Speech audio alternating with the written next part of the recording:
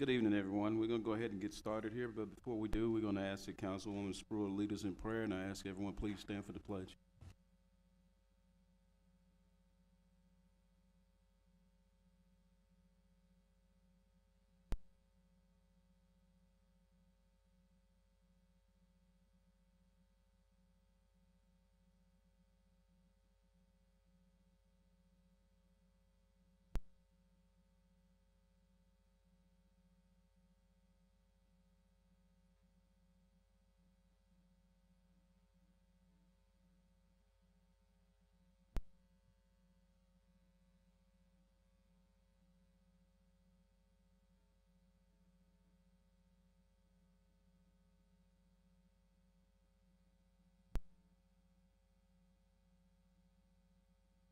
All right, as I said, we're going to go ahead and get started, but before we do, I just want to thank everyone for showing up tonight, and I hope you're able to withstand this meeting tonight.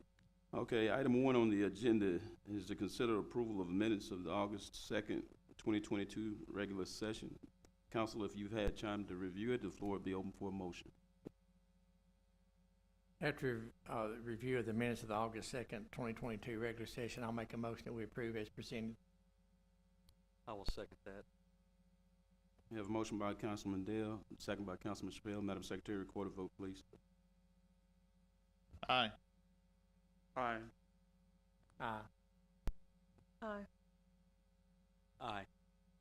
Motion carries unanimously. We'll now close item 1 on the agenda. Item 2 on the agenda is the presentation by Holmes Murphy to discuss and consider approval of employee benefit offerings for 2022-2023 plan year. Mayor and council, you all are aware that we hired Holmes Murphy back before the first of the year to help us look at our health insurance and make recommendations. We have with us tonight Demetra Bell and Riley Baker and Jessica Lovett, and they're here with Holmes Murphy, and Demetra's going to make the presentation where we kind of told you we had some good news on it. So Demetra, go ahead.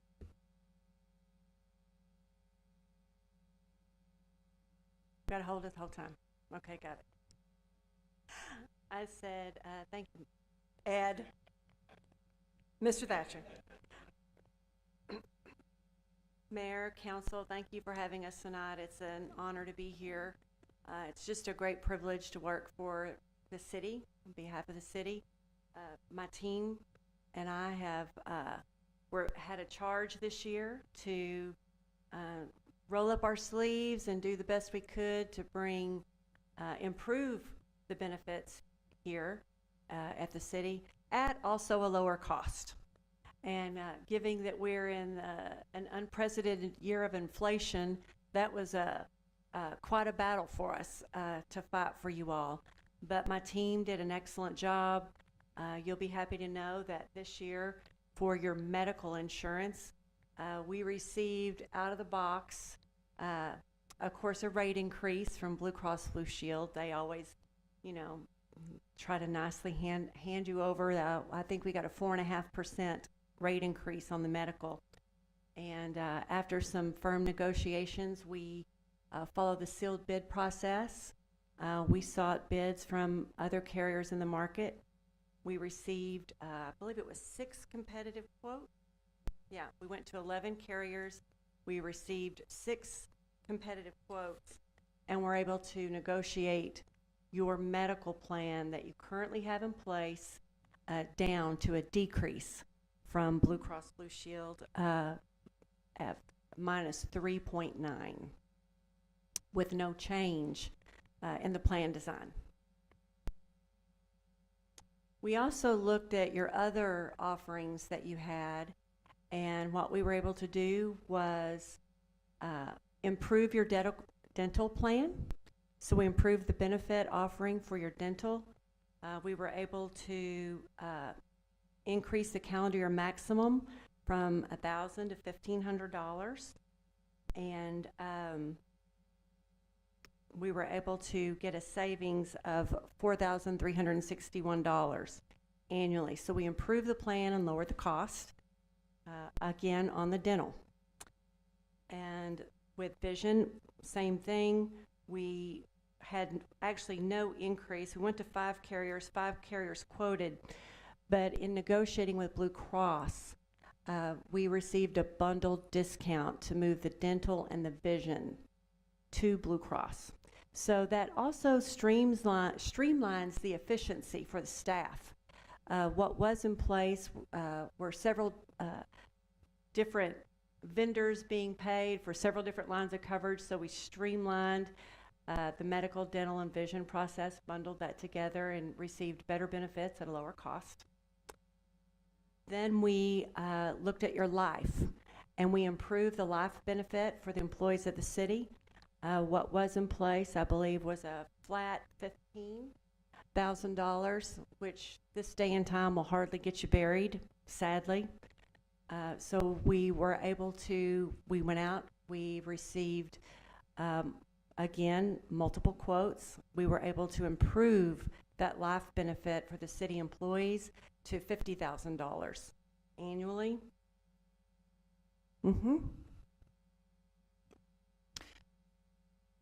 No offense intended, Judge.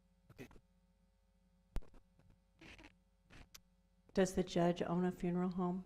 Oh my gosh. So sorry, Judge. It is a small town. Exactly. In increasing that life benefit for the employees, it did increase the premium $5,324. Yes. Now he knows. Now he knows he got a better benefit. So the voluntary life we were able to renew with no change in the rates. The coverage stayed the same.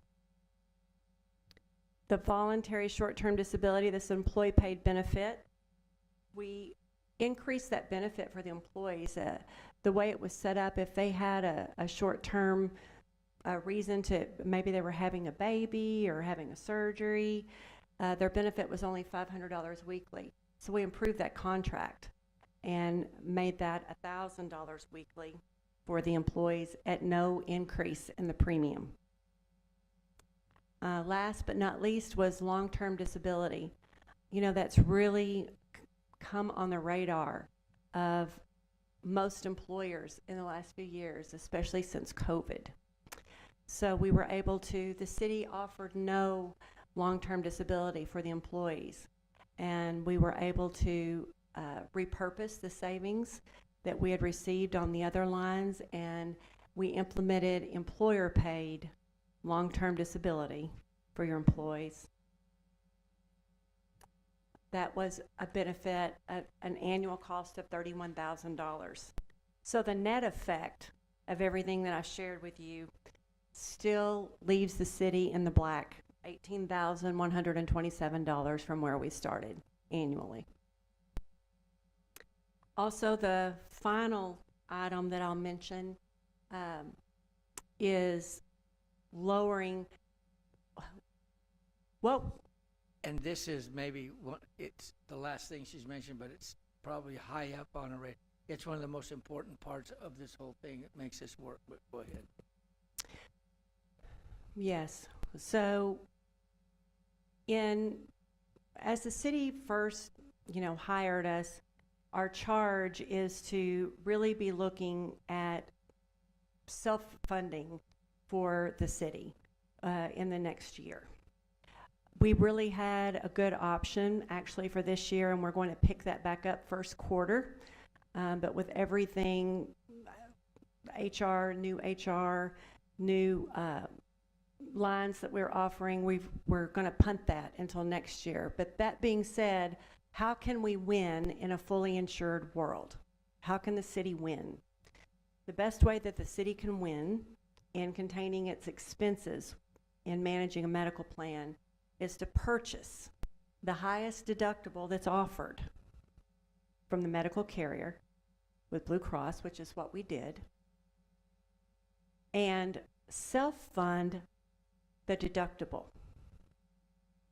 So we know that 100% of your employees are affected by payroll deductions or the premium, but only 10% of your people actually utilize their deductible every year. So that being said, we implemented a, so right now we have a combined deductible and out-of-pocket calendar year max of $5,000 is what we're purchasing. So in 5,000 for an individual employee and $10,000 deductible for a family. That is correct. And we know, we did a deductible analysis. We looked back 3 years. So typically about 15 people hit that out of 160 employees. So what we did was put in place a health reimbursement arrangement so that we're taking care of those employees who actually have to utilize the medical plan, coming up with $5,000 or $10,000 if they have to in the event of a family episode. That's a lot of money. So the city is now, through self-funding through Section 105 of the IRS code, it's called a health reimbursement arrangement.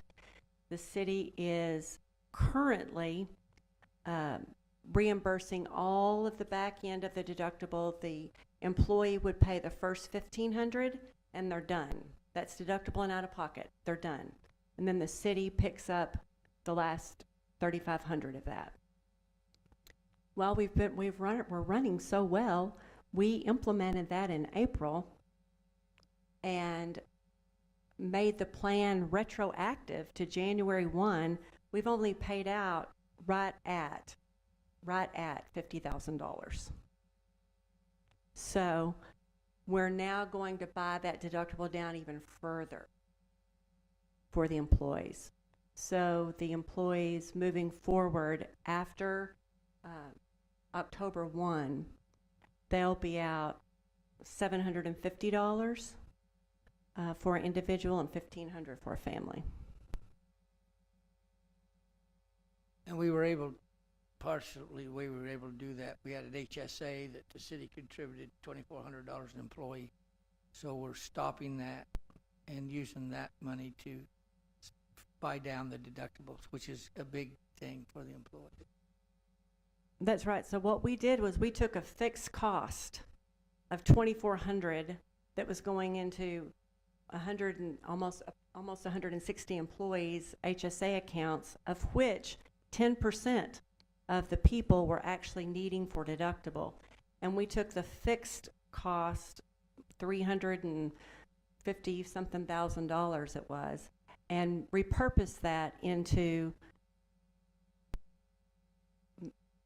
exposure, or maybe dollars, if you will. So it went from fixed to maybe, but certainly there for those employees that need it.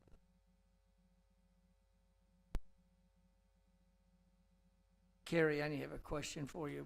We have a list up here of the recommendations: medical, dental, vision, life and dismemberment, and which is a big one, and the health reimbursement. Question: can they make one motion to do it all, or do you want them to do a motion for each one of them? Ed, I believe you posted it as one report, so I think you can just do one motion and adopt the whole package. Thank you very much. I would say if there's any one of those things you don't want to do, your motion would be to take it out. Otherwise, we recommend that we do the package as presented. First of all, I want to thank you all for taking the time to go through all of this. When I ran for city council back in 2019, this is one of the primary focuses was for city employees, and the insurance deductible was too expensive for common everyday working people. So I thank you for all you've done tonight. It was our pleasure. Thank you for trusting us.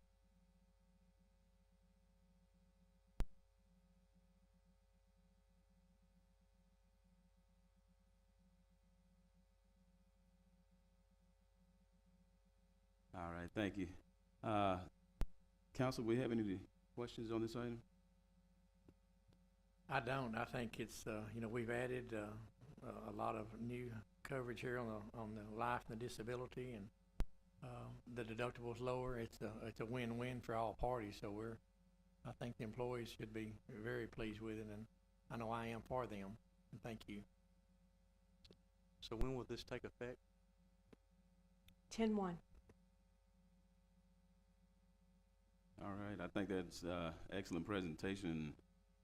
Just to piggyback off of what Councilman Dale said, I think you guys done an excellent job of improving everything. With that being said, I'm gonna open the floor for a motion. I'll move approval of the employee benefit offerings by Holmes Murphy as presented tonight. I second the motion. A motion by Councilman Adams, second by Councilman Walker. Madam Secretary, record a vote, please. Aye. Aye. Aye. Aye. Aye. Okay, we have a unanimous vote. Thank you again, Mr. Demetra. Thank you all for having us. You have a nice evening. Thank you all for coming. Thanks for coming, Riley. Thank you to the whole staff for coming. We appreciate all y'all's hard work.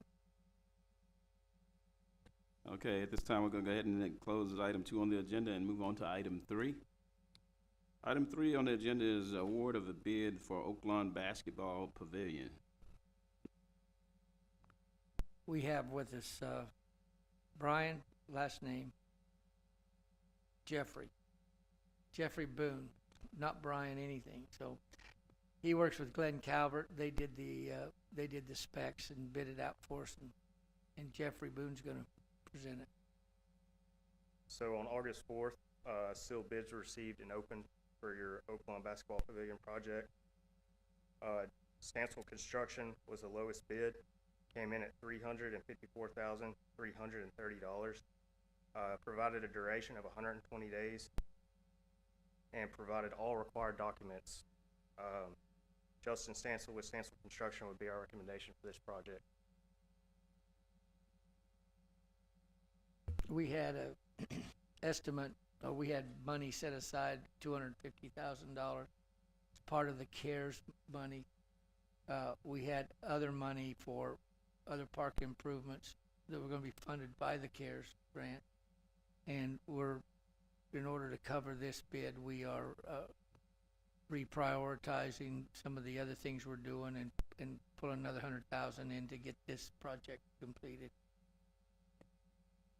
And for the public's knowledge here, let me just read it real quick. Stansel Construction was $354,000 and some change. Another bid was $496. Another one was $498, and another one was $466,000. So we appreciate them coming in. I see Justin's here tonight, and they've done a lot of work for the city here the last few years, and been good quality work, I'm going to say. Everything that you've done timely, within budget, and we appreciate that. I also want to reiterate that Stansel is a great company that comes in and cares about stuff and gets it done. I mean, they get started, they don't drag, they get in, get it done, and it's done right. I've been impressed with them as maybe one of the best contractors I've ever seen in my career. Very good. And another benefit is they're local, but they're really good. I was fixing to add that they're a local company, employ local people, and we appreciate that too. But they do good quality work on all their projects that they've done for us. Do we have a rendering of what this pavilion's gonna look like? So I have drawings, floor plans, structural, electrical, and I can leave those with y'all if you'd like. Jeffrey, I think what he would ask me about it, and I hadn't asked Glenn, so I thought you might look at it. May be worth, if we could get a little a rendering in color or whatever it might look like. You're sitting in the park, and then we can have it to put it in the paper and put it online and maybe hang it out here so we know what it's going to look like, if that's possible. Yeah, we can get with you guys and provide that. I circled through Oaklawn today. As a matter of fact, the work on the community center is going well. This is another part of the update to Oaklawn that we had started discussing a year or two ago, and I think it'll be a great addition to the Oaklawn Park area. Okay, do we have any more comments, questions? Okay, if not, floor is open for a motion. I'll make a motion that we award the bid for the Oaklawn Basketball Pavilion to Stansel Construction LLC of Mount Pleasant, who submitted the lowest bid in the amount of $354,330, and also as presented tonight. I have a motion by Councilman Dale, second by Councilman Walker. Madam Secretary, record a vote, please. Aye. Aye. Aye. Aye. Vote goes unanimous. I want to thank you, sir, for coming and giving us the specs on everything. Sorry I missed your name there, Jeffrey. Okay, at this time, we'll go ahead and close item 3 on the agenda and move on to item 4. Item 4 is to consider approval of pay request from Watson Commercial Construction Ltd. for work on the community center.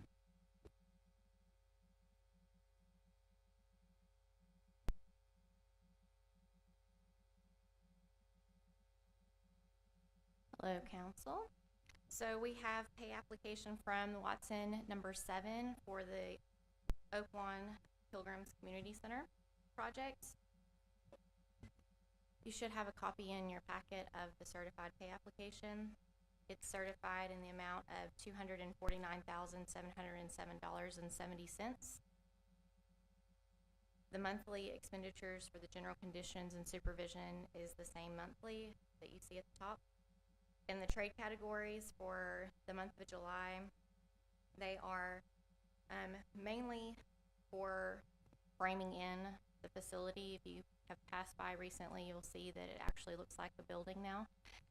All of the metal studs for the exterior have been erected and the interior walls have begun being erected. And so one of the larger items you'll see is the drywall systems at $115,000. That includes the metal studs, so that's the larger ticket item on this one. You'll also see stored materials.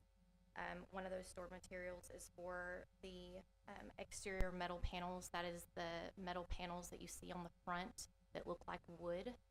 Those have come in. They are being stored off-site, but we've received the certifications for their insurance carrier if anything were to happen to those. So that is stored materials for the $45,300 that you see there for metal panels. The other larger item is for stored materials of HVAC systems. So HVAC has been slowly receiving equipment for the facility and storing those in their own facility as well. And that's in the amount of $70,178. The other item is for materials stored of the canopies. The canopies for the exterior have already started being constructed as well. I have a question. There was a week or two there when there was no activity. What was going on at that period? Well, whenever the pre-engineered metal building went up, that it had to be inspected by Mr. Calvert to make sure everything was done and according to the plans. So I'm not sure if that's whenever you're talking about. We had to get the certification between those two. But the weekly reports that I've been receiving, and I believe that Mr. Lanny receives them and Mr. Patrick receives them as well with the city, I've not shown any really downtime happening over the last few weeks. It's mainly just been the erection of the walls happening and the wrap on the exterior of the water resistive barrier on the outside has been the main items that have been happening. I've not really had any reports that haven't shown progress, and the progress we saw from the beginning of July to the beginning of August is where we felt like it would be, and it was still on schedule. There was maybe a month ago or so, there was a week or two, I think I was told that maybe there was some steel we were waiting for the roof or something. We have the roof panels that was delivered as part of the pre-engineered metal building package. The roof insulation, which has to be installed prior to the panels, has not come in yet. So that's one of the items that we are waiting on, but that's the reason they've started going ahead and framing the interior so that they aren't lagging behind in other areas. They're basically trying to figure out other areas that they can do. It's not going up in the typical order that they would prefer, but they're making it work based on lead times and different things that we're having and delays in delivery. Have they indicated any timeline on when we're gonna get those panels for the roof? We received shop drawings about a week and a half, 2 weeks ago, and they were all mainly correct, and so I know that they're in the fabrication process, so. So they're meeting their timeline right now. They're on schedule. Would you say they're doing better than the schedule, or? I wouldn't say they're doing better than the schedule, but every meeting they've indicated that they are not behind schedule. And so they're still, because if you remember their timeline, because of when they were starting, it was in the rainier season, they had built in time in anticipation of having those bad weather days, which they did experience quite a bit before we were able to get the foundation poured. So that built-in time is still keeping them on schedule. So it's still projected to be complete by the end of the year. Have a New Year's Eve party in there. You should. So we are looking good on all the other materials that still are on order or pending to be ordered? Yes and no. Huffcore, which is a major national movable partition company, has gone under. We received the submittal for them, approved the submittal. They had already sent off and gotten their initial down payment down on the movable partition, and then they received notice that it went under. So they received that notice about 2 weeks ago. So they have already found a new movable partition company. It's Modern Fold, and there's a distributor out of the DFW area that has already been contacted, and actually spoke with him today, and he said that he has submitted his shop drawings to the contractor, so I should be receiving them any day. But there's been items like that that have come up where companies have gone under that they've already contracted with, and this is Huffcore is a major distributor for movable partitions, so it was a little shocking to us to hear that they'd gone under, but they have. So did they take out bankruptcy? I'm not sure if they took out bankruptcy or not. I know, Payment. I believe that should all be coming back. They have not said anything to me about it, and I don't know how much was given or what was occurred, but I do know that all of the submittals were given and contracts signed with them. You might follow up with that and check on that and report to us the next time, just out of curiosity on that. I guess you'd be checking with Watson, or they would be the one? Yes, it would be Watson who has the direct contract with them. So on this partition that you're having to go out and seek a new vendor for, do you see that increasing the cost? And also any other materials where you're having to substitute vendors or like material, do you see the cost going up? Right now, that's part of Watson's job, is to find an alternate source within the budget. And so far, they have not notified us of not being able to do that. I mean, once that happens, then they would submit a request for that, and we would review it and discuss it with you on how we would, if you would want to proceed with approving it or what other options we had. But so far, there's not been any presented. Well, if you think they've bellied up, you certainly need to check on that deposit and make sure we get that back in a timely manner, hopefully. Will do. Okay, do we have any further comments or questions? Floor is open for motion. I move for the approval of the bid for the pay request for Watson Commercial Construction Ltd. for the work at the community center. I will second that. A motion by Councilman Walker, second by Councilman Spill. Madam Secretary, record a vote, please. Aye. Aye. Aye. Motion carries unanimously. Thank you, Jordan. Thank you. Thank you, Jordan. Appreciate y'all. Okay, at this time, we're gonna go ahead and close item 4 on the agenda, move on to item 5. Item 5 is to consider approval of pay request from W.M. Miller for work on the 24-inch water line replacement on I-30 Plant, TEWT. Mayor, Council, Mr. Thatcher, it's always a pleasure to be here in front of you. What you have before you is pay request number 4 for the 24-inch water line from the I-30 water plant to the Edwards elevated storage tank. It's for $263,514.80, and it's predominantly for installation of the 24-inch water line and for a bore of the 24-inch water line. You're satisfied with the quality of the work and all the materials and everything, Lenny? Yes, sir, we are satisfied with the quality of materials and everything. How are we looking on schedule? So we're on schedule. We're tight, but we're on schedule. We do. Next question may be, is there anything holding us up? We are waiting for about 7 days on a 24-inch water valve right now, but we think that'll be in within a week, and then we'll be back going like we were.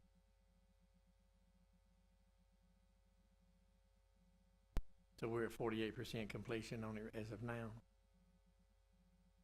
Yes, sir.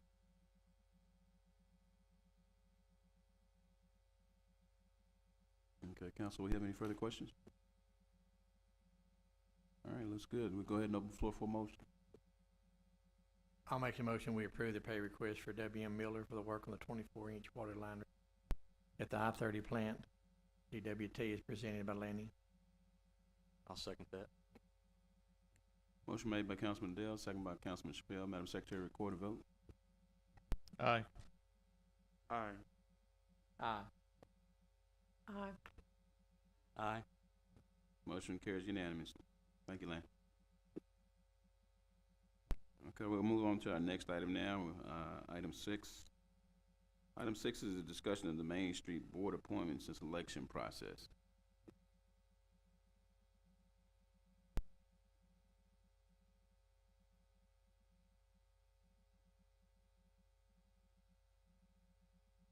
Yeah, you'll have to hold it down the whole time.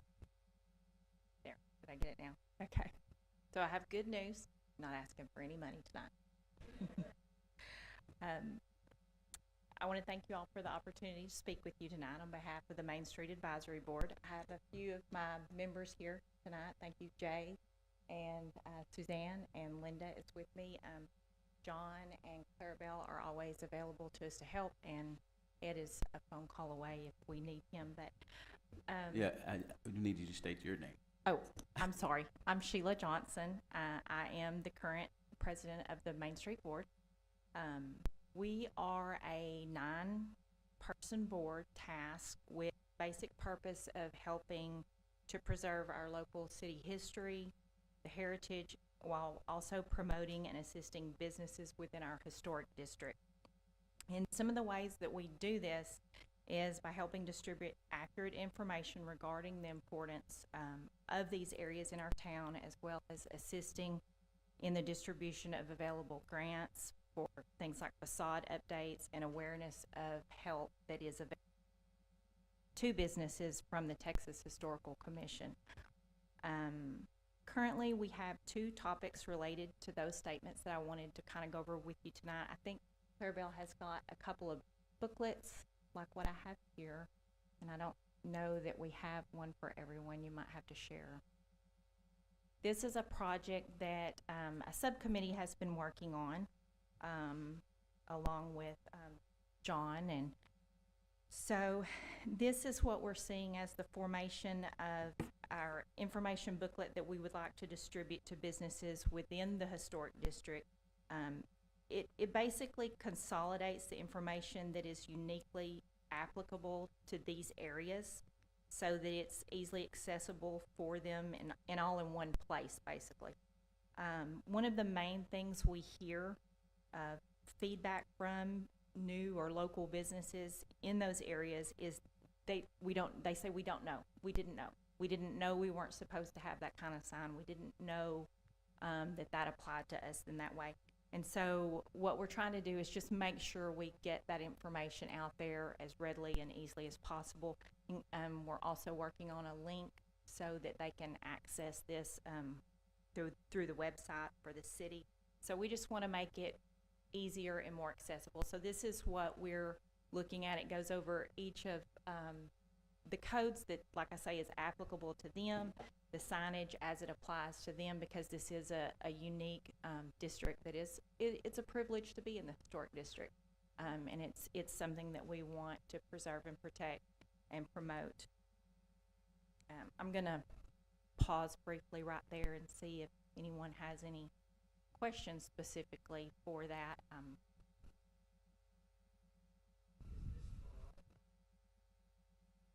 Yes, this is the booklet that the subcommittee that we've worked on. Yes, yes.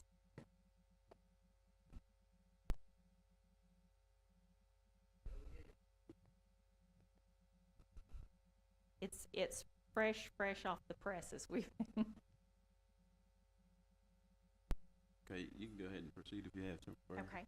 And then the second thing I just wanted to bring up is the appointment of candidates. So like I mentioned, we are designed to be a 9-board panel. We have been operating with 8 members for the past several months. So there seems to be a little disconnect maybe with our protocol for appointment. And before I continue, I do want to acknowledge that it has been brought to my attention that maybe we should consider having a 7-member board, but we have discussed that, and it's not something we want to move forward with, making the board smaller.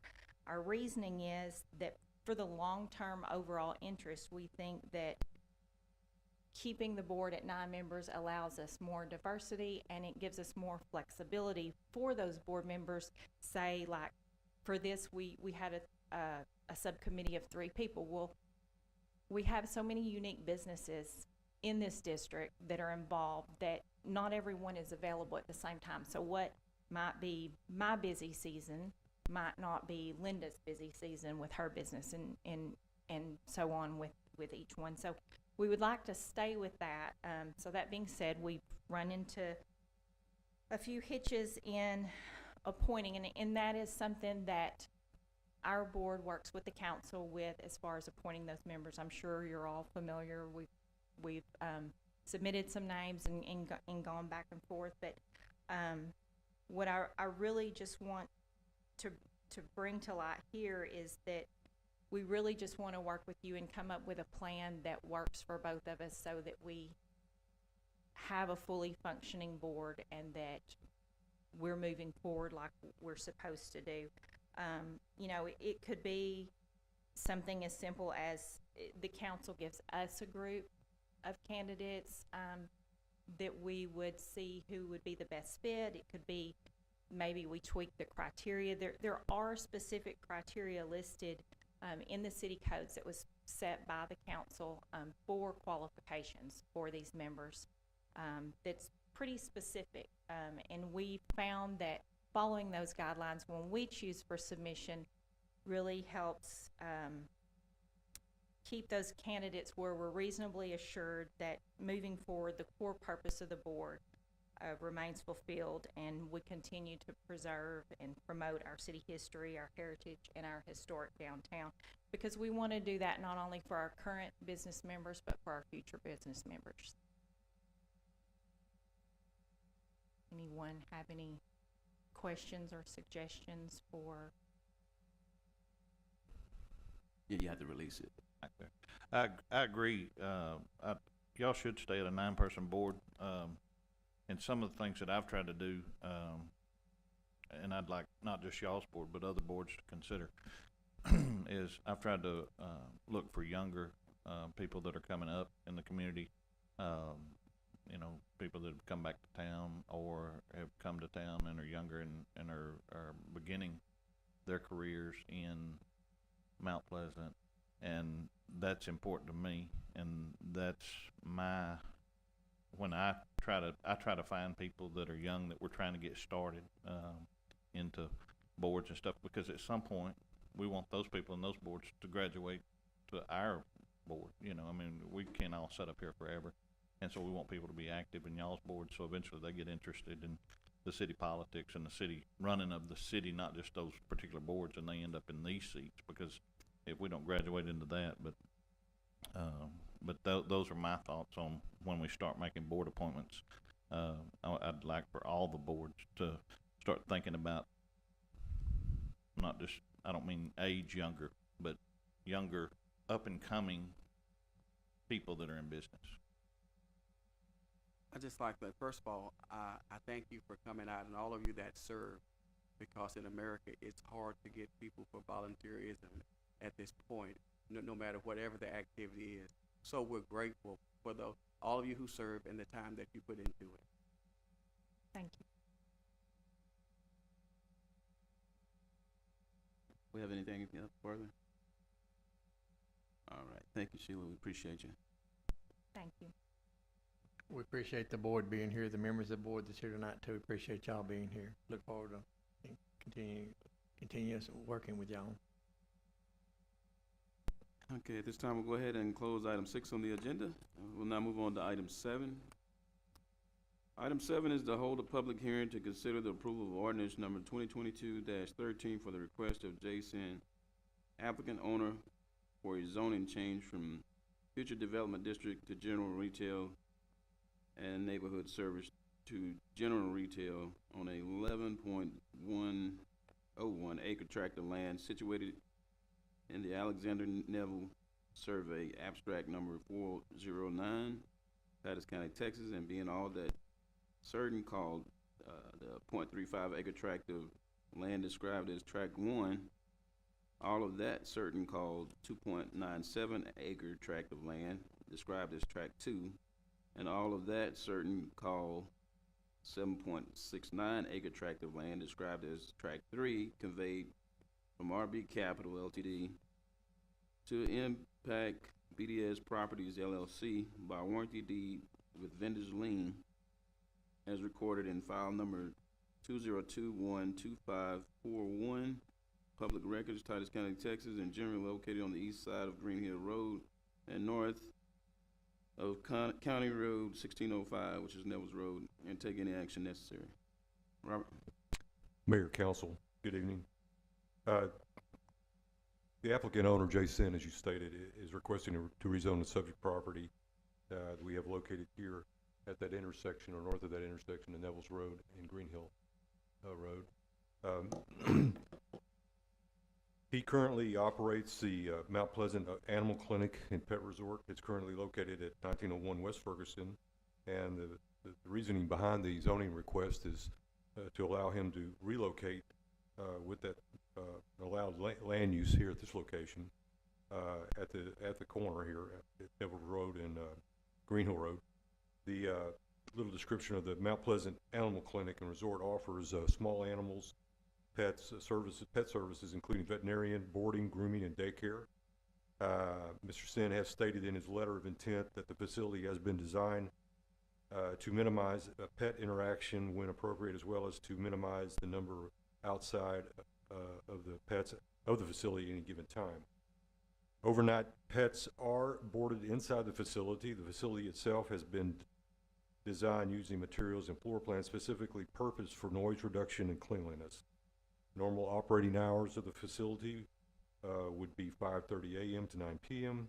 No pets will be kept outside of the facility overnight, and the applicant has stated that he anticipates minimal noise during overnight and minimal noise during the normal operation hours. The applicant has also stated that there's currently, at his current location, he has received no complaints from surrounding businesses where he's located today from the current operation. Just stating what we've adopted currently on the comprehensive plan, which is the document that we use to kind of consider zoning, what the council looks at if it's appropriate if this is the appropriate land use for this zoning change. And the Mount Pleasant 2050 comprehensive plan, future land use plan designates this area as community retail. Community retail development is characterized by small freestanding buildings containing one or more businesses. Community retail primarily provides services for the surrounding neighbors and city. Business types may include restaurants, local retail, medical offices, banks, and other retail uses. For staff opinion of this, the applicant proposed use appears to be compatible with the recommendations of the newly adopted land use plan. At the August 9th, 2022 Planning and Zoning Commission meeting, the commission did deny this zoning request by a vote of 3-2. Protests within this area that we received, an area of notification. There's a large landowner directly to the east. That area of notification exceeded our 20% rule, so that requires that a 3/4 majority of the city council vote to overturn the Planning and Zoning Commission's denial and approve the request. Again, this is a public hearing. At this time, I'd be glad to answer any questions of staff. I wanted to indicate the differential on the zoning. The large area in the middle, the larger part of the land is zoned neighborhood service currently. There's a small acre in the lower corner. That's actually in the what is known as future development. Was brought in the city, hasn't been developed, so it's still, in a sense, kind of unzoned. That's our holding pattern zoning, that small part. That's inclusive in this. But this area up on the north end, it's about close to 3 acres. That was already zoned general retail, which would have allowed the use by right. But is inclusive in his entire ownership. That is the legal description in the lot area that was given to us. So that's kind of the way we have to do it. When it's given to us, we have to include that in the zoning change request to do that, to identify the entire piece of property. So that zoning, even if you were to deny the case tonight, that zoning remains in place as general retail, and that would actually allow the animal vet hospital to go in there if he so selected. So, and that's another indication of how the zoning lays. I just wanted to show it to you on the zoning map, how that's configured in a sense, with this part being the smaller tract, that being the larger tract, and that's the part Mr. Sin owns that is actually zoned currently at GR. I know that Mr. Sin has a representative here that worked for the architectural company that's providing, wanted to provide a presentation to you. I'll be glad to take any questions from the staff, and this is a public hearing. The floor is open for any questions, council. I have a question. Based upon city ordinances, codes, and rules and regulations of the city, is there a reason why they should not be approved? Well, zoning is always discretionary by city council. It's a request. What the thing to consider is the fact is that it's compatible with your new land use plan. Is it compatible use that goes there? It's it basically is a community retail would be a compatible land use area there. So there's always extenuating circumstances on zoning. It's strictly a discretionary act with the city council. They can deny or approve, but the bottom part of that, the underlying legal foundation, so to speak, is that land use plan. Had it been that land use plan was not compatible, it was, I think that you would be more inclined not to approve it. But in this case, it is a compatible land use in this area, and you can approve it. There's no other policy that says you could not approve it if you so choose.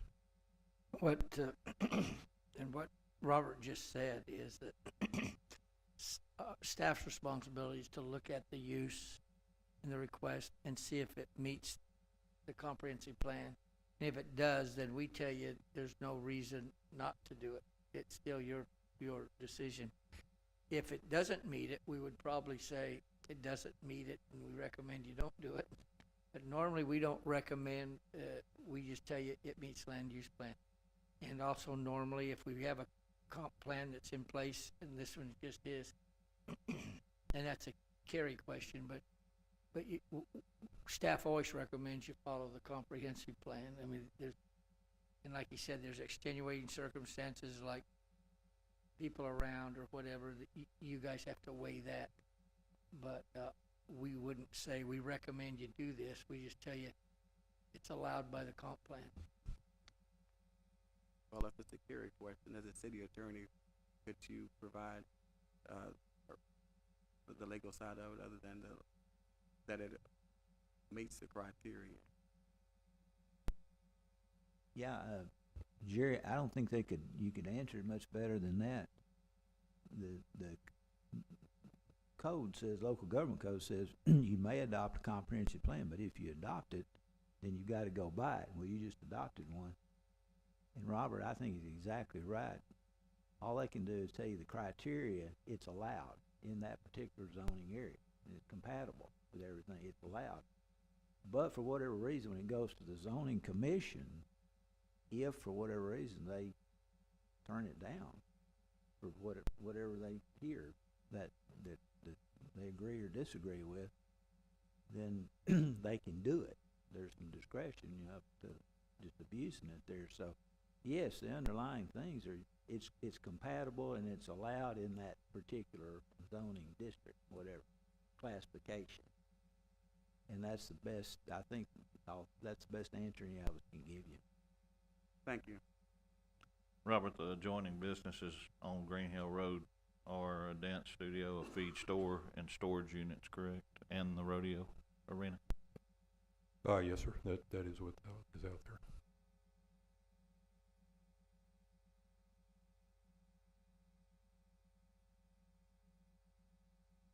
Does Jordan want to make a presentation as far as? Yes, sir. And just to remind you also that our zoning code is cumulative. As you go back into it, you know, NS, neighborhood service, also allows other uses that accumulate from that. So there are other things that can go in into the neighborhood service besides that. There's multifamily. There's other things that accumulate in there. And that just wanted to bring that to your attention also. One thing I think maybe we mentioned, I missed it, but y'all know that, but because 20% or more of the people who are against this, it will take a majority, supermajority of the council to overturn the recommendation by the P&C. So that's 4 votes tonight, not 3. And just a reminder, it's not the people count. It's 20% of the area. We have to calculate the actual acreage. It could be one person that has 25%. In this case, it's one person that has over 20% of the protest area adjacent to it. Robert, one more question before you sit down. I'm sorry. The back side of this is general retail, so in theory, Mr. Cian could put a driveway in and build there regardless what we do, correct? Yes, sir. He would have the right to establish his use on that back part of the property. Or sell that portion back there and anything else could come in there. It meets the guidelines. That's true. That's true.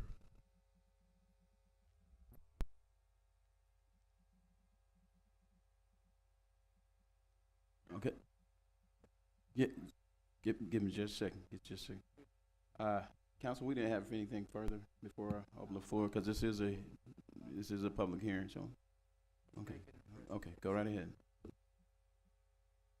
Hello again, Council. So my name is Jordan Godwin. I'm with Godwin Design Architects, and we have been working with the SINs to develop a new plan for their new Mount Pleasant Animal Clinic and Pet Resort facility that was already discussed. And so I wanted to show you all the plans that we've come up with. We are just to what we would call a concept level, just floor plan, exterior perspectives and such, in order for you to see what they had initially planned to put at the site. So as you can see here, this is the lot. The property lines are outlined here, and so you can see where we are proposing to put the facility. It is right here. We have parking, and I have a zoomed in image as well, but we have parking around it. We have an entrance off of both streets, Green Hill and Neville's Road. And you can see that it really does not take up a very large portion of the overall site area. If you can go to the next slide, please. So I wanted to highlight for you the different land uses as they are currently zoned. So you can see the size of the building that we have proposed. It would easily fit within the general retail area that's already zoned to allow the usage. The blue area here is the neighborhood service zone, and then the purple area here is what is zoned currently as future development. And so I wanted to highlight some of the uses that are already allowed within those zoning areas, if you will.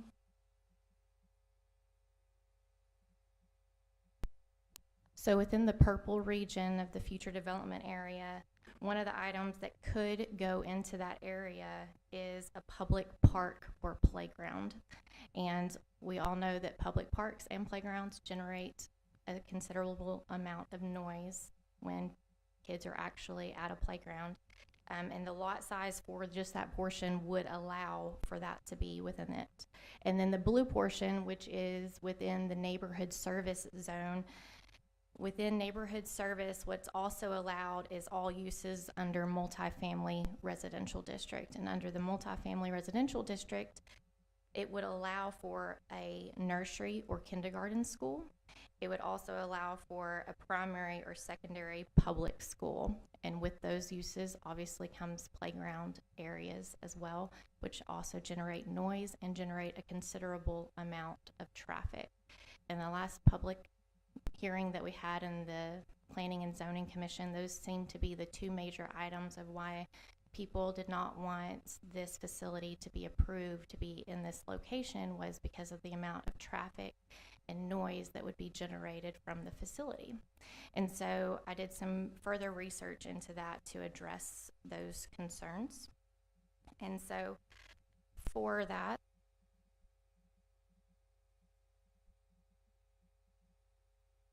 so in a Journal of Environmental and Public Health, this was published in 2021, there was 5 primary schools that were studied, and their playground facility noise outputs were studied. And so for these 5 playground facilities, which is an allowed use within the neighborhood service, the blue area where we're trying to convert it to general retail, there was a decibel level observed, the lowest one being 79, the highest one being 95. And these are primary schools that were studied. And there were 5 different schools studied in that. Then in Michigan, there's a town that I will butcher the name of, but I will try, and it's called Ypsilanti. And they have numerous dog parks, and they were researching the sound output from their dog parks and where they should put their next dog park. And they found that on average, dog parks have anywhere from 60 to 90 decibels, which is within the range of a primary school playground facility. And to test that theory, they observed one of their current dog parks that is within the facility. It's called Olson Park, and that one is called Swift Run, And at the time, whenever they did the study, there was over 20 dogs present at the time, and they saw on average 70 decibels observed with a peak of 83 decibels, and that dog park had over 20 dogs at that time. So I wanted to bring those forward as examples of that the proposed use does not provide additional more traffic or more noise levels than similar uses that are already allowed within the facility, in my opinion. So I just wanted to say those off the start of the items that we heard in the planning and zoning meeting of reasons why the neighboring community did not want the facility to move forward. So now I'm going to just proceed with the design of the facility and how we designed it to help mitigate some of the noise that was anticipated, and as well as the design. We'll go to the next slide, please. So this is the site plan enlarged, and you can see here that we have employee parking here, visitor parking up front, and then the main facility, and then the boarding facility behind. Next slide, please. So here you can kind of see a color-coded area. The green are outside walk yards for dogs. And as stated by Mr. Roberts, none of these are considered outdoor kennels. They are considered yards or play yards for the daycare facility. No dogs would be held there overnight, and none of the kennels themselves are outside kennels. They are all inside kennels. The blue area here is what we consider the core, and inside there is a boutique shopping area, as well as their grooming facilities and employee areas in the back. And then the yellow area here is their daycare facility, and you can see that we have 3 inside facilities here. The first one that's smaller is for small dogs and their small outdoor yard, and then we have large dogs on this side with their outdoor yard. And you can see that there's not any visibility between the two, so they don't have that alpha dog syndrome or the small dog syndrome of them barking at each other. And so that was done purposefully. And the inside yard here also allows for play of the two whenever there's inclement weather or things like that. Then the red facility over here is the animal clinic portion. And the back purple portion, that is the boarding facility. And those are the outside walk yards. In between the walk yards for each of the facilities, there's these individual rooms, but there are solid CMU walls. And that's done for health purposes of the dogs so that their noses don't touch, to kind of quarantine. If one of them happened to get sick, then it would only stay within that one area. But it also helps them not to see one another, and that again cuts down on any potential for them barking excessively. And then, if we can go to the next slide, please. So you can see the facility more blown up, and you can see the different services. There are 5 exam rooms within the veterinary area, surgery area, open lab treatment, walk yards for the grooming facility to use, as well as dogs that are there to have surgery. And then in the daycare area, there's a drop-off zone for animals to be dropped off during the day. And then their individual playground areas depending on their size.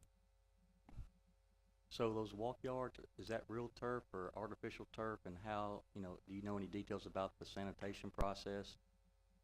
They have a very regimented sanitation process, and they already adhere to that at the current facility as well.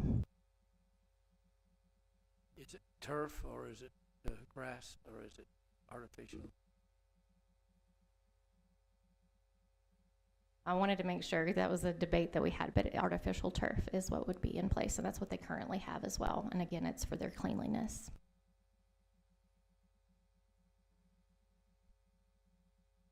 Next slide, please. This is the boarding facility, and so you can see these are considered the luxury suites here. And so individual dogs would be in the kennels, or if a family had multiple dogs, they could be in a kennel together. But again, these are where the dogs actually stay, is inside the building itself, and then outside are considered the walk yards.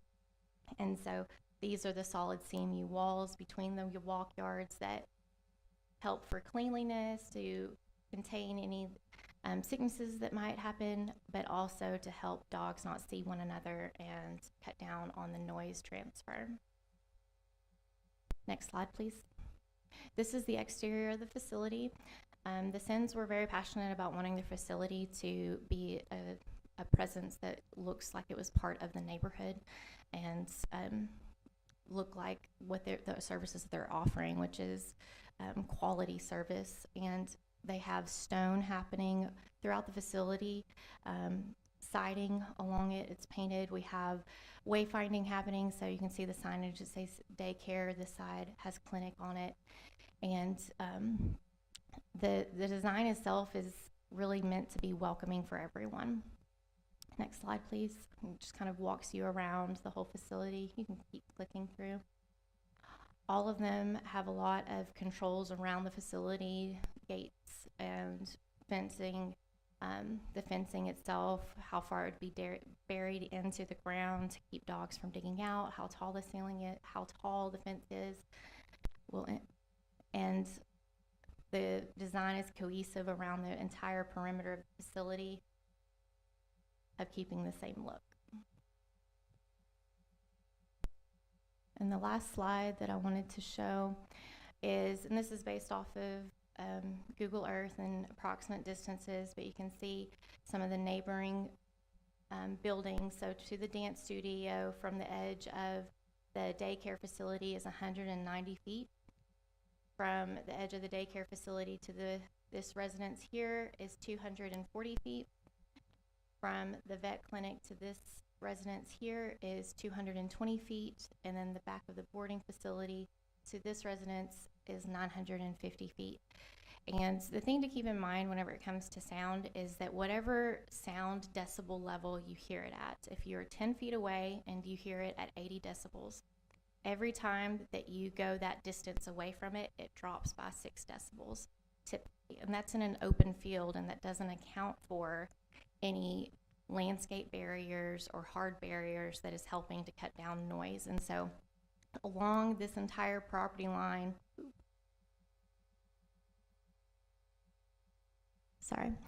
along this entire property line is a very wooded area that would act as a sound buffer to the east.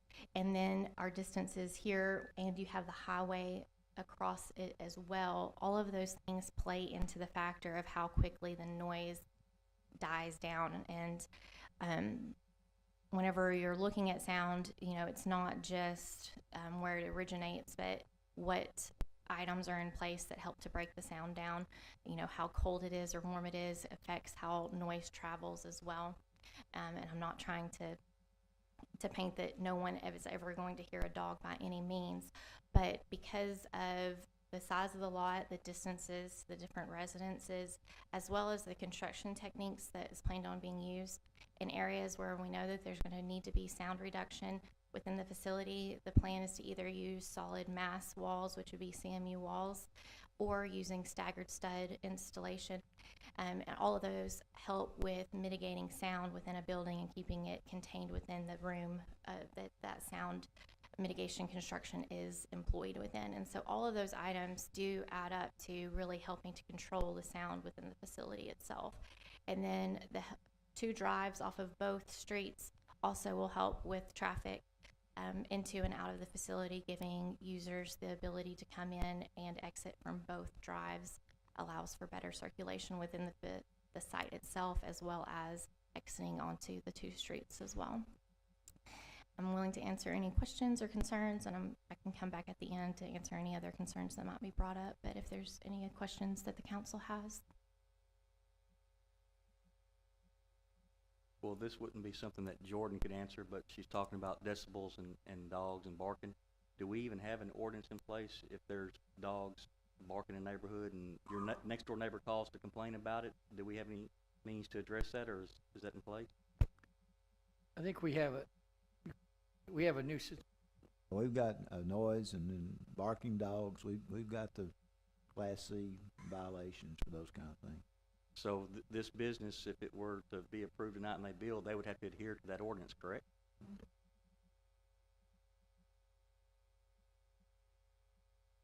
And what does the ordinance read?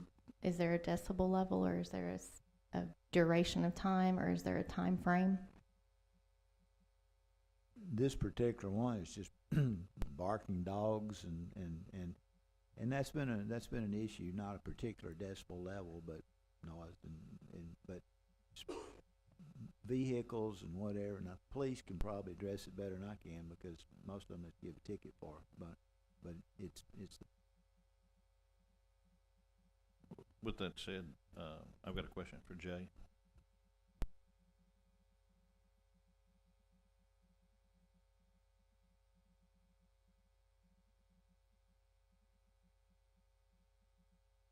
Jay, have you ever had any complaints of noise with your business at where it is right now?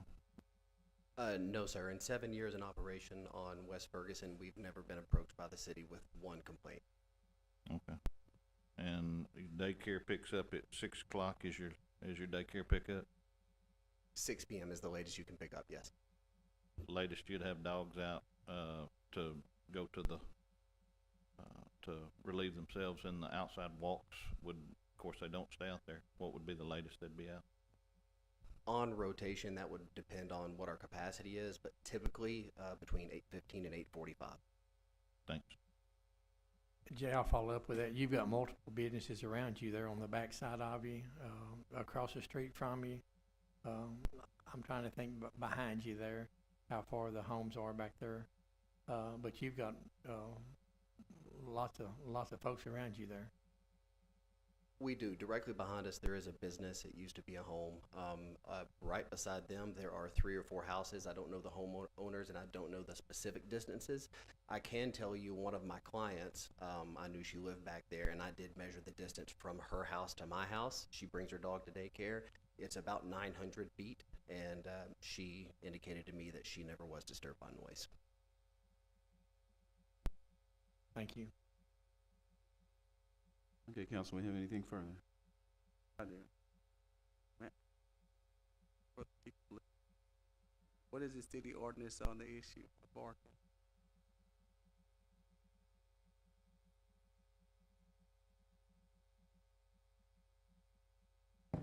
I guess the applicable ordinance would be under the general offenses, and there's one under title enumeration of specific noises.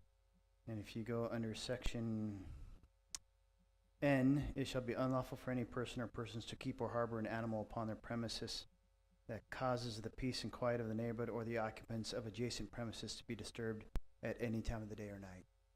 Now, enforcement of that would be subjective to the officer and their judgment call when they arrive on scene and whether it's reasonable or not. Thank you, Chief. All right, with that being said, this is a public hearing, and if we have anyone that, in the public that would like to address the council at this time, please come forward, state your name, address, and your concern. Please hold the button down the entire time. Thank you. My name is Mark Green. I'm the house that was, One last thing. I have to, because of the amount of people, it's 2 minutes, time limit.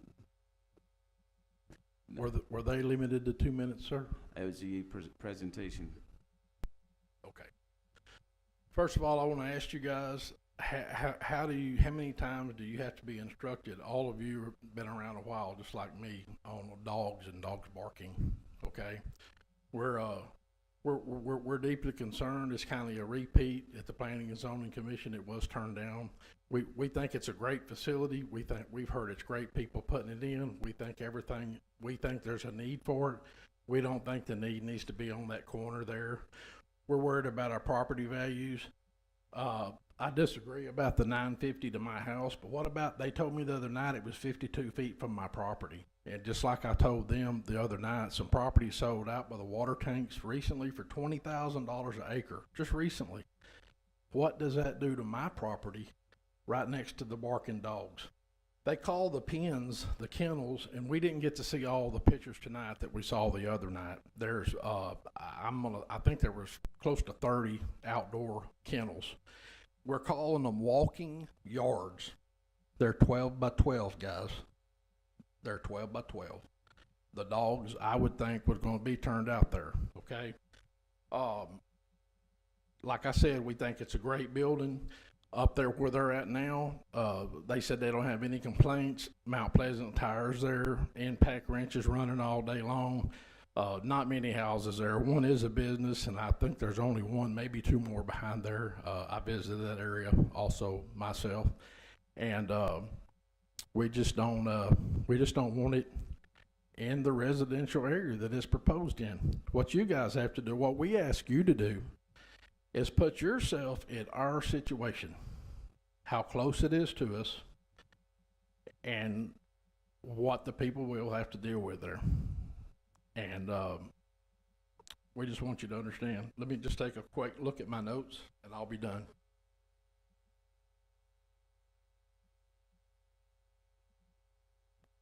I just want to reiterate what you guys know about barking dogs. I don't think none of you have to be told about barking dogs. There's a gentleman here that's going to come up after I get through that bought a house down the road from me. He had one barking dog. It was a German Shepherd before he sold his house.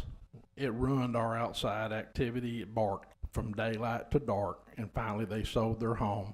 But we're talking, the other night they said something about 40 to 50 dogs was what was said was going to be there. We're just concerned about our area, guys. I think you would be too. Thank you. Thank you. Do we have anyone else who'd like to come up at this time? Again, please state your name and address. I'm James Arledge. I live at the Country Club at 204 Devonshire. And after further reviewing this property, I believe it'd be a great asset to the Mount Pleasant and surrounding areas. It's a state-of-the-art facility there. It's got the soundproofing, the vegetation she went over. I don't live very far from this facility at all. I really honestly don't think the traffic's going to be an issue. You got two ways to come in and out. and I'm asking City Council to consider approving this project. Thank you. I have a question for you, Mr. Austin. Okay, but you voted against it the last time and for it this time? Why don't you make, Okay, if you'll notice on that sheet, I had called in and was not going to be at that meeting, and I just didn't have a chance to take a look at that property and actually drive it and feel how far that residence is away from this facility. And by going out there and looking at it, it changed the whole perspective of what I was thinking. Mr. Arley, let me just add here for the people here tonight and that's listening and watching us. They might not know you serve on the Planning and Zoning Board, and y'all met 2 weeks ago tonight at 6 o'clock to review this. So, you know, you might kind of go in.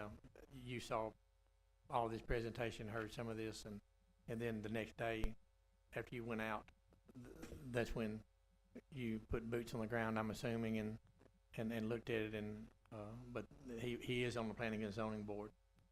Yeah, if you haven't been out to the property and actually driven it, seeing it, and just see it in here, you know, like I said, I'd been out of town and just got into town and scheduled not to be at the meeting, and then I decided to come. I didn't have a chance to really review it as far as going to the property and reviewing it. So after seeing it, feeling it, looking at it, that's why my opinion changed. So, James, with that said, if you had to vote today, your vote would be an affirmative, correct? I would approve. Thank you. All right, thank you, sir. Ma'am? Okay, again, be limited to 2 minutes. State your name and address. Hello, my name is Martha Dykes. I live directly across the street, across Green Hill Road, from where this would be put in, across from Raven Dance Factory. My concerns are with property value. I don't know a lot about that. I realize I'm not educated on property values, how that works. I do have a concern about would it affect my property value. My bigger concern, I do have concern about noise, but my biggest concern is the congestion in traffic, because there's already issues with me getting in and out of my house because of traffic at Raven Dance Factory already. Adding a big business like this, which I will say looks completely wonderful, it looks great. And I don't have any personal issues with any people. My issue is I'm really concerned about the traffic, because, I mean, looking on the map, I don't know what it looks like to people looking here into y'all, the council, but turning into my driveway is sometimes already quite difficult, and getting out, there's a lot of traffic. And so it would just, for me personally, because I am one of those houses that is closer, just directly across the street, it is a concern for me and my husband that, you know, that would just cause some issues for us. Those are my concerns. I wanted to be able to voice my opinion to let y'all know as a person that lives right across the street. All right, thank you.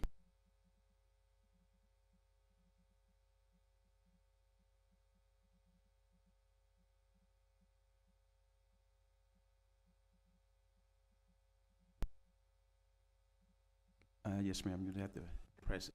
You'd have to press and hold that button that's right there in front of you. Oh, I'm sorry. That's no problem. My name is Penny Litke, and I'm a current resident of Titus County and have been all my life. I know most of you. I don't know Mr. Thatcher. A number of my questions have been answered this evening. I'm still concerned about the noise decimal. I don't think that has actually been answered. I am a property owner.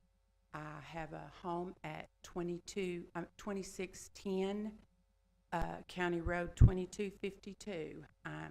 My daughter and my grandsons live there. And this is not an issue about me attacking the McKelveys, because I consider them friends, and this is a state-of-the-art facility that they're building, and I think it's much needed, and I think it could even bring jobs. But I'm not sure that people are familiar with the fact that Neville's Road is a thoroughfare. even Mount Pleasant ISD and Harts Bluff ISD use that road coming in and out. And when a school bus is turning onto Neville's Road, if there's a car sitting there, they can't turn. They have to stop. So the traffic from Neville's is backed up past where my daughter lives. And when you add an entrance on Neville's Road and Green Hill Road, you're going to have a major traffic problem. We already do. I currently took a picture this afternoon. Didn't plan on doing this, but I was on my way to town, and I took a picture of the traffic there at Raven Dance Studio. And they park in the ditch all along as far as they can, waiting to pull in to pick their child up. And this was 5:18. They're still there about 5:30. And I understand we're going to have maybe 30 employees and 30 or so people bringing dogs every morning and then picking up every evening. And all three entrances that are into the country club, you're worried when you stop to try to get in, you're going to be rear-ended. Let's not forget all the number of accidents that we've already had in this area, also with a nursing home. And I'm also concerned about the value of my property. I've been told by several realtors that it'll be hard to sell some houses with this facility, and it is in a neighborhood. It is in a neighborhood. Part of that land was not zoned commercial, and I can't understand why you would want to buy a piece of property that's not zoned commercial and put it in a neighborhood. So I would appreciate the reconsideration of the vote. I'd still like to know the decibel amount, and I'd also like to ask, when you are a property owner, and I don't live in that house, I live in the country club down by Sheila, actually. We're neighbors by Tim Dale. But how come I wasn't notified since I own 2610 County Road 2252? I received nothing, and I've owned that property for 20 years. So I appreciate your reconsideration. All right, thank you.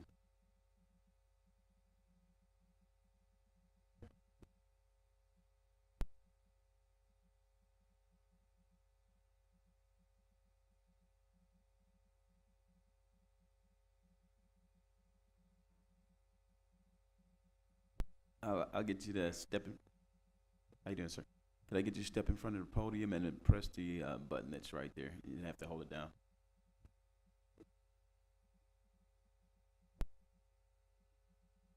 Okay, thank you. Okay, my name is Benny Carnut. I'm at 233 Catherine's Drive, which is directly across from the entrance to the dog facility. I think people ahead of me covered my concerns. The traffic is horrible out there at times, and I'm sure this would add to it.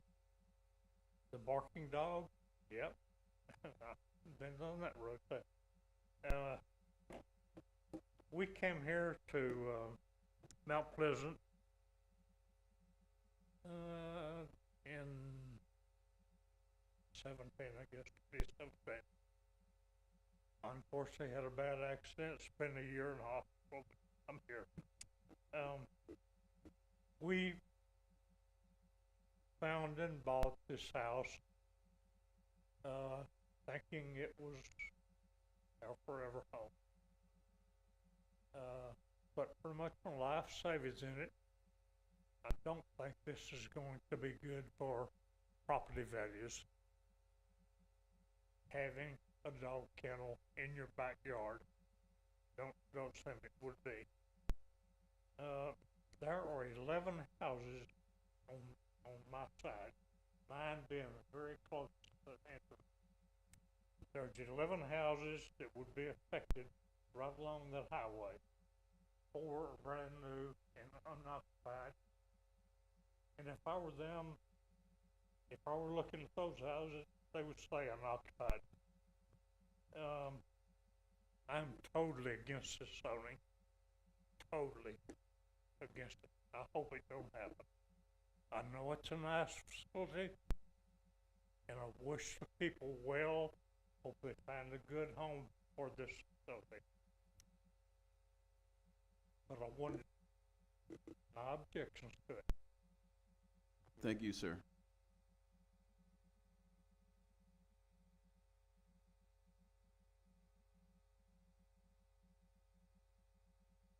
Justin Stansel, 247 Catherine's Court.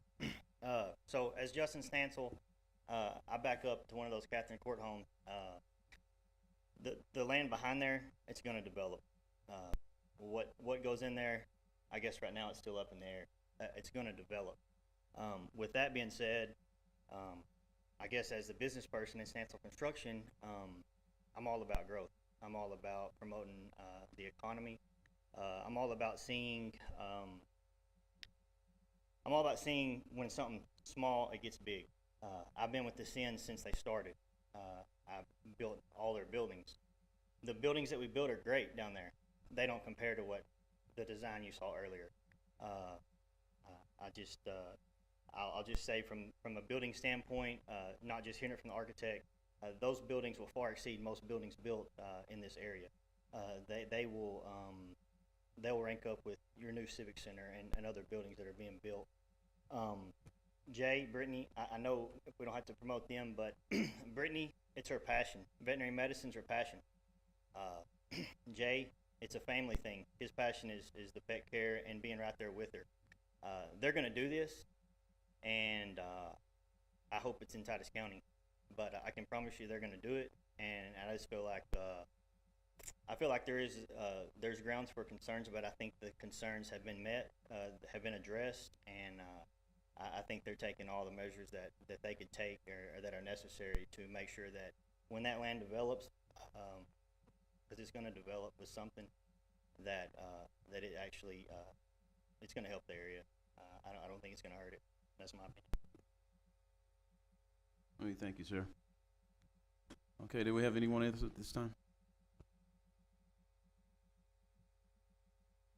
My name's Erman Hensel.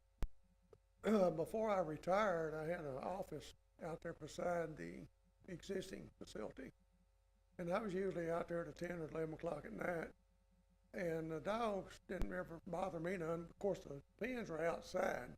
Now, if you went outside and throw trash away in the dumpster, you'd stir them up. Otherwise, they was pretty quiet. I couldn't see anything wrong with this operation being out there. Your office was right there, where the doctor. I had an office right there next to the WIC office.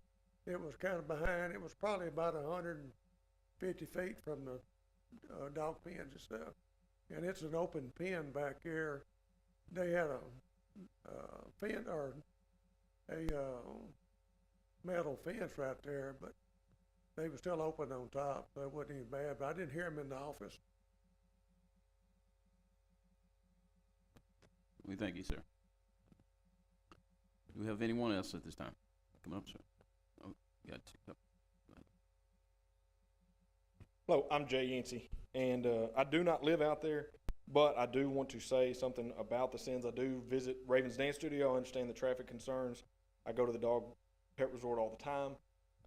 But the biggest thing, as Justin pointed out to, that land is going to be developed. There are plenty of things that could go in there. Some are good, some are bad. The Sins are local people who care about what happens in Mount Pleasant. They want to spend their money here. We need them to spend their money here and not leave Titus County. And we don't want someone to buy that land from out of town who doesn't care. That could put a mobile home park. They could put as she alluded to, a private daycare that's going to have a lot of kids. So there are people that could buy that property should the Sins decide to go somewhere else and put things that are a million times worse than putting a very well kept, very well built pet resort and dog clinic. So thank you.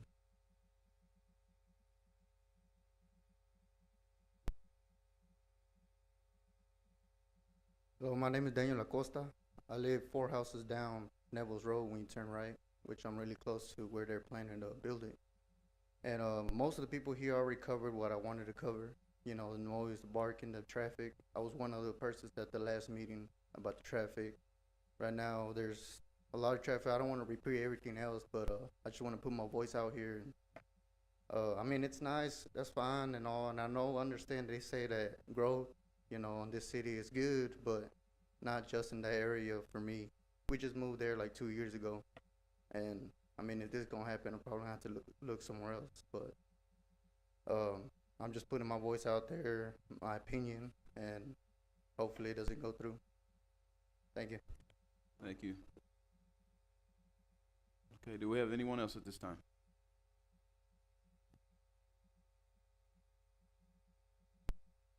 The city attorney, and we already knew it, but I mean, there's a barking ordinance. I mean, how can we ignore that there's a barking ordinance in our neighborhood? Can we just do away with that and it goes away? I mean, we've had support before from the police over barking dogs already.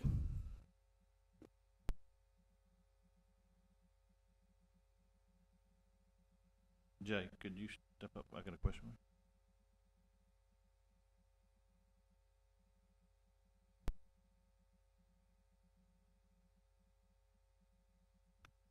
I just, after looking at the renderings on, can you, I know you may or may not want to share this, but can you give me an estimate on what the facility cost?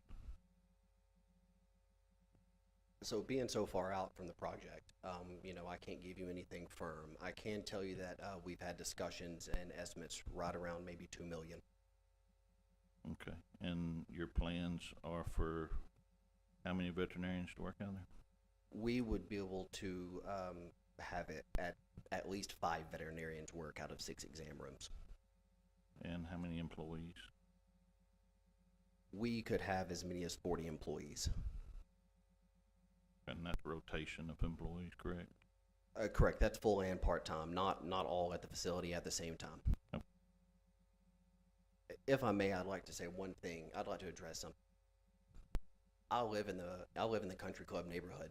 I measured it. I'm about 1,100 feet from my house property line to the facility property line. I'm not interested in my property values going down.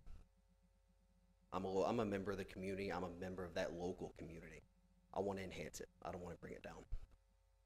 So I got a question for you, Jay. So even tonight, if this 11.01 acres, which is referred to as Tract 3, was not voted on to rezone, would you still be considering to build your facility in the Tract 2, the 2.97 acres that's already zoned general retail? It's unlikely.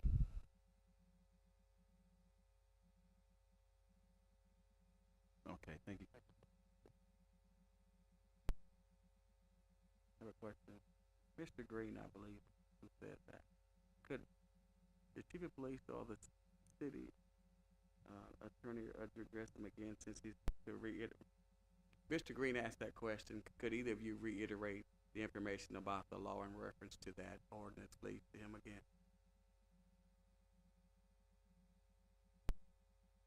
From your question tonight, I'm asking the city attorney and the chief of police to address it again for clarity.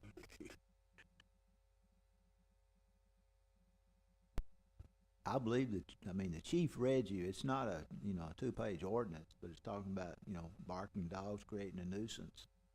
And that's basically what the police go out. We don't have a lot of it in city court, just occasionally, usually it revolves around vehicles and whatever, but he read you the ordinance as far as, barking dogs. But if it were to create a nuisance, then Mr. Green, might have a, civil side.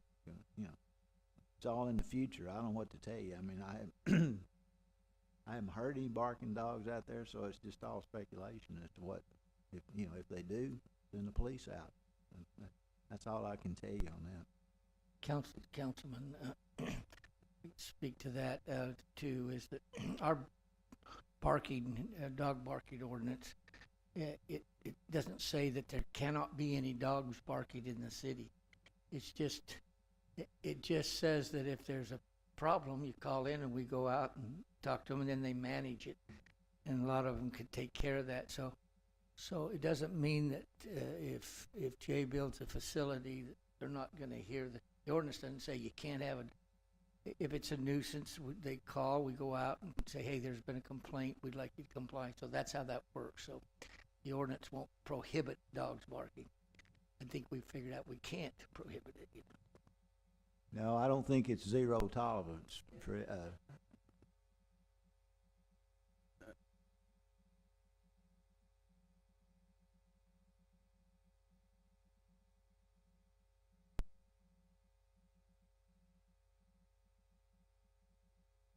I didn't get my question answered about why I wasn't notified. See, I've had no time to really prepare.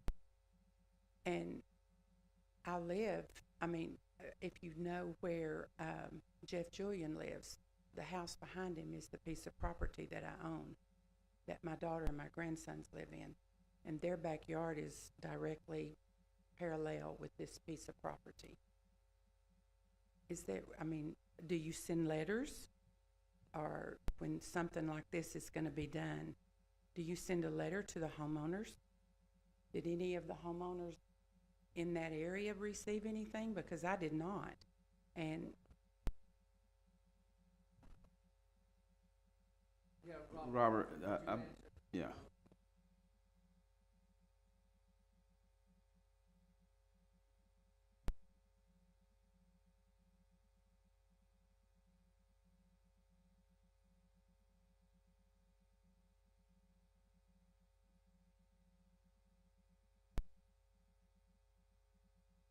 Property is out of the 200, she's past the 200-foot notification area. Okay. so that's the legal thing, is 200 feet? Yes, ma'am. One other question. Are the dogs outside all weekend? Isn't it open all day? Isn't it open all weekend? Jay, you would have to answer that question.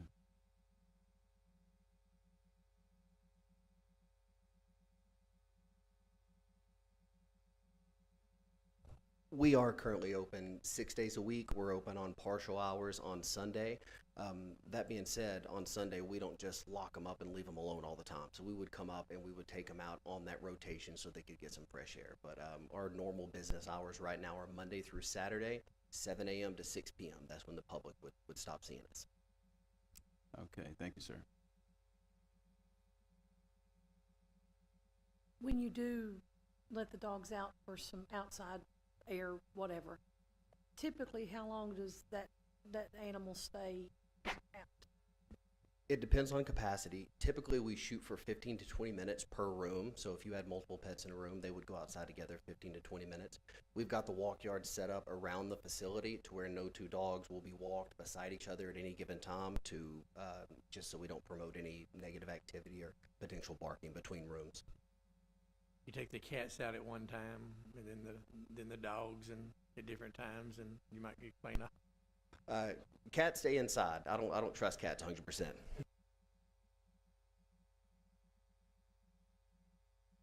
All right, Jay, we appreciate you. Okay, if we have no one else that want to speak at this time. Okay, at this time, I'm gonna go ahead and close the public hearing part of this item and open the floor for a motion to the council.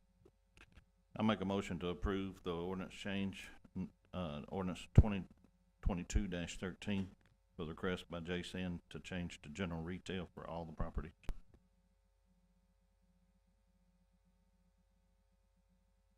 I second the motion. We have a motion by Mr. Adams, second by Mr. Walker. Madam Secretary, record a vote, please. Aye. Aye. Aye. Aye. Aye. Motion carries unanimously. We'll now close that item on the agenda. We're now gonna move on to item 8. Item 8 is to consider a request by Caps Properties LLC, applicant for the approval of preliminary plat of Deer Park Estates Phase 1 and Phase 2, being an approximately 32.5 acre tract of land located in the Thomas McPeters Survey, abstract number 374, Titus County, Texas, and the John H. Orr Survey, abstract number 423, Titus County, Texas, and being part of a called 32.5 acre tract Tract 1 conveyed to Caps Properties Ltd. in a deed known as instrument number 202-12383 of the Public Records of Titus County, Texas, generally located east of the U.S. Highway 271, adjacent to County Road 1400. Mr. Mayor, Council, this is a preliminary plat of what's being called Deer Park Estates, phase 1 and 2. This initially was an old subdivision known as Deer Park Estates that was abandoned. The plat was abandoned, or vacated is the word, vacated by the county back several years ago, and the owners now have come back and want to reinstate that name and use it again, and wanted to start with 2 phases.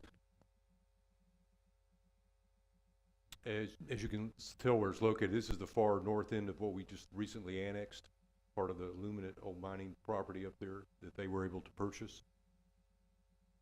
This is the preliminary utility plan that we've gotten from them. It indicates where they're bringing in water and how actual sewer gets there. They'll be able to sewer this, but this is the part. Phase 1 is actually this area here. This consists of 5 lots. These roads are existing. They're the old Deer Park roads that were built and are still in good shape, and they're going to utilize those roads a little bit of cleanup. But these 5 lots, actually, if you've been out there, there's actually 5 homes that have been semi-constructed or almost constructed out there on these 5 lots. So we're in the process of trying to get water to them so we can get going. But they wanted to start with these, since they started construction prior to its annexation, and get this first phase platted. So we're going through the preliminary plat stage for you now. And again, we're comfortable with the street layout, that they're meeting the requirements, also comfortable with the water and sewer layout, the preliminary plan for that. And with that being said, we're recommending that you do approve this phase 1, or this preliminary plat of phase 1 and 2, and then you will see the final plat of phase 1 probably shortly, within a month or 2, you'll see that. At the August 9th, 2022 Planning and Zoning Commission, the commission did approve the preliminary plat unanimously by a vote of 5-0. I'll be glad to answer any questions you have of staff. Also, this is the developer that has agreed to pay more than $100,000 at least to help us put water up there. So they've agreed to help pay that. And just a reminder, we will address that concern before we come to the final plat. That'll be on your agenda with the final plat as it comes forward to you. I've been out on a couple of different occasions before and looked at this out there. And of course, I remember it back years ago when it was first started, the development of it, and then it was because at that time TU kind of buffer zone and all that. But I think everything I'm satisfied with. I think it's a good location out there, and we definitely need the housing and it's in good proximity. I like everything I know about it. Hey, Robert, just phase 2, can you tell me approximately how many lots they plan to get out there? Because in here in the description you say there's smaller lot sizes with a minimum of 1/2 acre. So do you know approximately how many you could get out of there? I could count them right now. They're right here. All these lots that are put in on the preliminary, we're taking 5 of those out. I didn't count them all. There's 3, 4, 5, 6, 7, 8, 9, 10, 11, 12, 13, 14, 15, 16, 17, 18, 19, 20. There's about 35 lots, more lots that are going to go in there. These lots will be basically in the category of probably closer to 1/2 acre size, anywhere from 15,000 to 20,000 square foot lots. So they're going to be able to get 35 lots in here. Initially, this was all basically these have to be 1.5 acres. They may, but that because of the fact that we won't be able to get sewer there for a bit of time, we will have an allowance when you get that final plat to allow them to go ahead and do septic at this point, with the assurance that at some point we're going to bring the infrastructure in where these lots should be able to hook up to the sanitary sewer that we install at a later time. You have to remember, like in Point North and the Country Club and Green Hill Park, a lot of these lots are less than 1/2 acre. They're 1/3 of an acre or so. You know, a 1/2 acre lot is a big lot in in these neighborhoods. So these are good sized lots. I mean, it may sound like it's small, but for neighborhoods and all, this is good sized lots. This is these lot sizes that fluctuate between 15,000 and 20,000 are pretty premier lots. So you know you're going to get a very higher value, just mainly because of the land cost. It's going to bring the value up when these houses get built there. All right, council, we have anything further? Okay, motion's open. The floor is open for motion. I'll make a motion that we approve this Caps Property LLC that apply for the approval of this preliminary plat on Deer Park Estates as presented by Robert tonight. I second the motion. Motion made by Councilman Dale, second by Councilman Walker. Madam Secretary, record a vote, please. Aye. Aye. Aye. Aye. Aye. Motion carries unanimously. This time, item 8 is now closed. We'll move on to item 9. Item 9 is consider a request by Roberto Mariquin, applicant for approval of final plat of Mariquin subdivision consisting of 7 single-family residential lots, being an 8.61 acre tract of land or parcel of land situated in the John H. War Survey, abstract number 423, Titus County, Texas, and being part of that certain called 24.28 acre tract of land conveyed from Luminant Mining Company, LLC, TXU Mining Company, LP, TXU Mining Company, LLC, TXU Mining Company, okay, Texas Utilities Mining Company to Roberto Mariquin by special warranty deed with vendor's lien, as recorded in file number 20204524, public records, Titus County, Texas, generally located on the north side of County Road 1317 that lies between U.S. Highway 271 to the west of U.S. Highway 271 business to the east. Mayor, Council, I do apologize for the way we have to write these agenda items.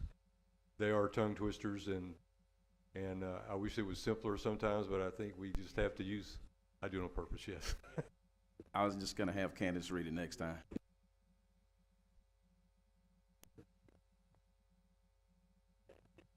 This is a track that was part of this annexation that just occurred. It's this kind of triangular, a rectangle or a triangular track actually. The applicant, Mr.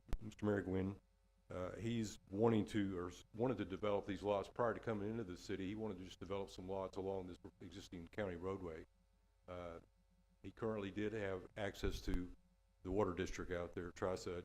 We had an agreement with him at the time to let him do that, to connect at that point. We are still running the water line up this side, but we won't get to that point to him for a bit, to where he could connect. But his intent is to basically final out 7 lots. Let me go to the next slide and show you those.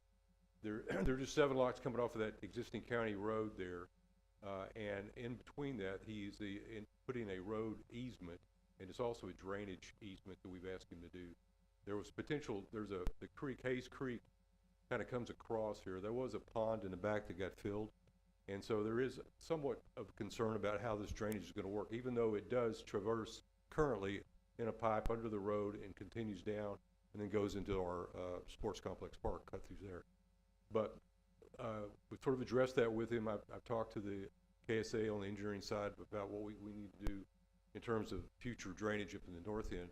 But this is going to be just a phase. He intends to really just build a couple of lots at this time to get started. He may end up replatting these, he's told me, to something else once we get water and potential sewer up there and reconfigure that. So initially, this is just to start it, and we're comfortable with the fact that we've got a road easement and a 60-foot drainage easement that we can accommodate what's up on the north side.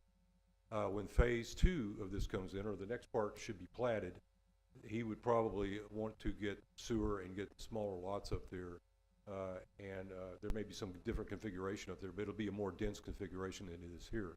But at that time, we should have the infrastructure in place to allow that, and he's aware of that. That's why he initially wanted to come into the city, to have the ability to hit either himself or future developer to be able to develop more denser residential in that part of it. So this is just a point of trying to get these lots off the ground get those established and go from there. So we accepted this as a final plat. We've got everything in place. The roadway's in place. Again, we're gonna allow him to hook up the tri-sud, and eventually, like I said, we will bring water across up here to the northern part, across the road on the existing 10-inch line that's going to the north, and he'll be able to hook up to our water system at that point. So with that being said, we did take to the commission on last week on the 9th, and they did approve this final plat by a vote of 5-0. I'll be glad to answer any questions. We've had some knowledge about the last deal and what type homes they wrote, and what type homes are we talking about on these lots? I think it's comparable. If you've seen this house that's built in a corner, that's Mr. Merrickwen's. He built that home there, so it's kind of equivalent to what was being built in Mr. Caps's development. So I think they're going to be pretty reputable good homes up there also.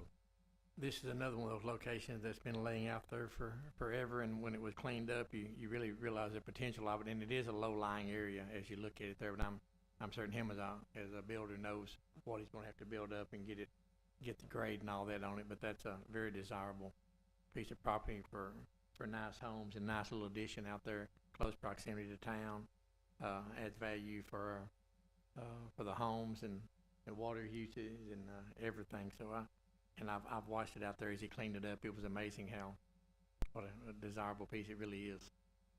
So, Robert, once we get infrastructure in place that would be able to facilitate those homes, can we already have something in writing with him to ensure that he does connect to the city utility? We'll discuss that with him, what we're going to try to do. The reason we had to bring it to this point is because he was actually going to the county and trying to get the approval at the county level before he got involved with the annexation. So basically he asked coming in, would he be able to, and talk to tri-sud, to be able to go ahead and hook into tri-sud at this time, since we didn't have a facility over there at this point. So it was one of those things, chicken and egg kind of thing. We're not going to be able to get it there for a period of time. I think we're more concerned because he's only going to use those 7 lots, and then the configuration may change at that point anyway. So this was an attempt to get something platted to where he could at least establish 1 or 2 homes out there, and we would be able to catch up to it at some point with the rest of it. And yet, for sure, since he's in the city at the moment, nothing else can actually get built out there, whether that be connected to the city, other than what he's asking for with this plat. I just didn't want to get into a situation where it was a verbal agreement and then down the road he doesn't commit to cutting over to the city's utilities once they're in place.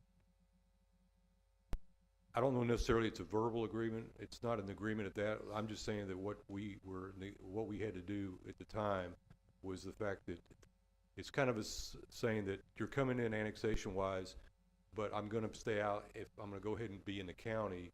But he agreed to come in with the caveat that he could get this plat finalized via us or via the county, one or the other. But he elected to come into the city for the rest of it. So I think it's really more of a win-win thing for the city in a sense, in the long range. On the water there, once he's in the city limits, it's really not up to him whether he's on tri-sud or the city water. But we have a great working relationship with tri-sud, and Aaron said that he'd hook him up because that's his deal now. But we have intentions when we get water there, serve the rest of it, and to hook him up to our water. We may have to pay tri-sud something for the meters, but it's our intention to have it all be city water, and then we'll notify him and the owners of the property that they'll be on city water. That is true. We have to get the CCN for that area, and once we get that established, then there will be a customer of the city's. And all these are nice sized lots. All of these are 1 acre, just a hair over. Yeah, they're meeting the county standard for septic.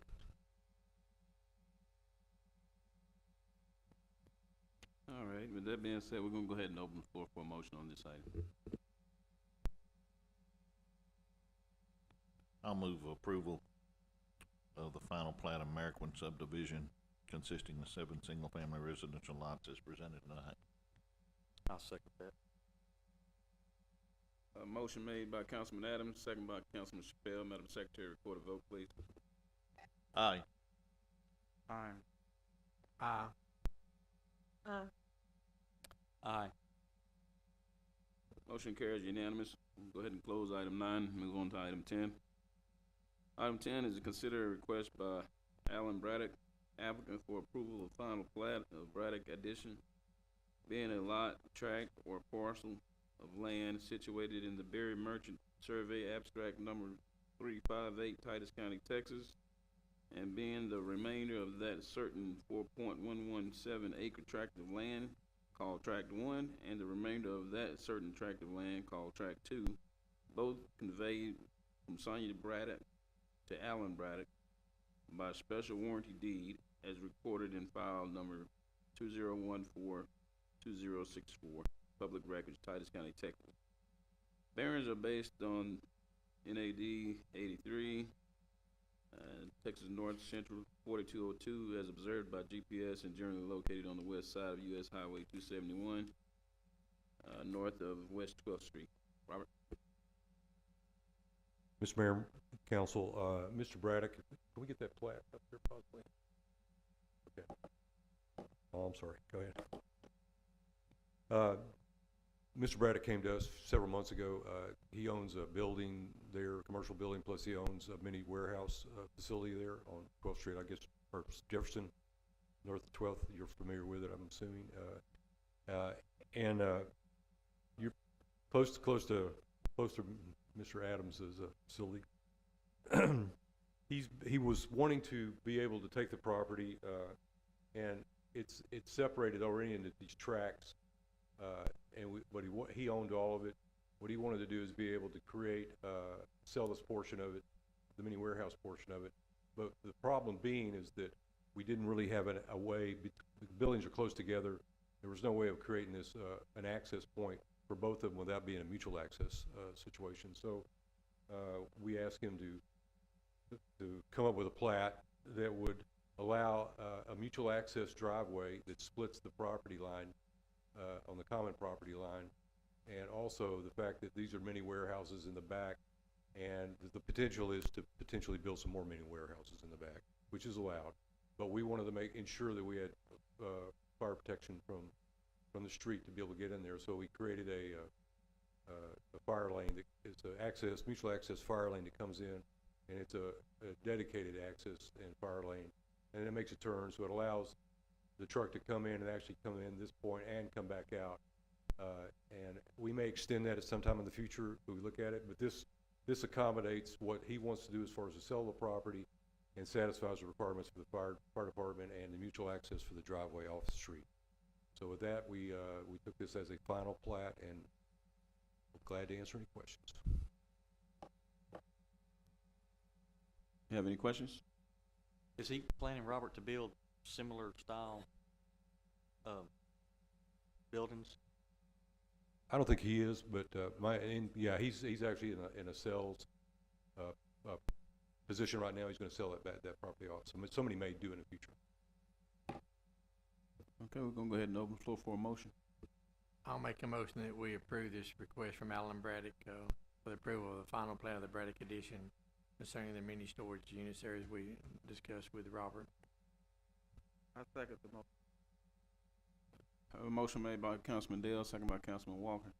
Madam Secretary, record a vote. Aye. Aye. Aye. Aye. Motion carried unanimously. We'll close item 10 and move on to item 11. Item 11 is our public comments. At this time, if we have anyone in the public that would like to come and address the council, now is the time to come. Please state your name and address. Okay, so we don't have anyone that would like to approach. We'll go ahead and close item 11 and move on to item 12 on the agenda, which is our city manager's report. Yeah, Mayor and Council, I don't have anything by Judge. All right, Judge, have a good one now. I don't have really anything. I just want you to know that, these meetings are hard, that these things are hard but to me, it's the way our democratic public governance works. And to me, I enjoy the process. And I know it's long meetings, it's hard for y'all, but as we go through it, and I'm just reminded of how in our country we can get through some of these things and be civil and move on, and I just appreciate it. That's why I like this form of government, I like my profession, and I just want to compliment you on how you conduct yourselves and how you did tonight. I thought it was exemplary. Thank you, Ed. All right, council, we have any comments? All righty, we'll go ahead and close the city manager's report. We'll go ahead and move on to our executive session. Pursuant to Open Meetings Act of Chapter 551 Texas Government Code, the city council will recess into executive session to discuss the following. Item is real property. Discuss purchase, exchange, lease, or value of real property. This time the council is in executive session.